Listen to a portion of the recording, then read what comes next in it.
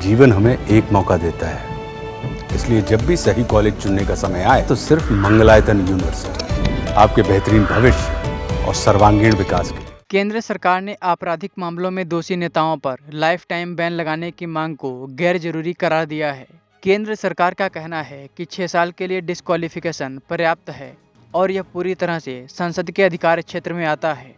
केंद्र सरकार ने ये दलील सुप्रीम कोर्ट में एक याचिका की सुनवाई के दौरान दी। दरअसल वकील अश्वनी उपाध्याय ने देश की शीर्ष अदालत में एक याचिका दाखिल कर आपराधिक मामलों में दोषी पाए गए नेताओं पर लाइफ टाइम बैन लगाने की मांग की थी। याचिका में ये भी मांग की गई थी कि सांसदों और विधायकों के खिलाफ क्रिमिनल मामलों का निस्तारण त्वरित गति से किया जाएगा। अश्वनी उपाध्याय ने ये याचिका रिप्रेजेंटेशन ऑफ पीपल एक्ट 1951 के सेक्शन 8 और सेक्शन 9 की संवैधानिक वैधता को चुनौती देते हुए दाखिल की थी। केंद्र सरकार ने इस याचिका की सुनवाई के दौरान हलफनामा दाखिल करते हुए कहा कि यह सवाल कि क्या आजीवन प्रतिबंध उचित होगा या नहीं, यह पूरी तरह से संसद के अधिकार क्षेत्र में आता है। केंद्र सरकार ने यह भी कहा कि अयोग्यता की अवधि संसद द्वारा अनुपातिकता और तर्कसंगता के सिद्धांतों पर विचार करते हुए तय की जाती है।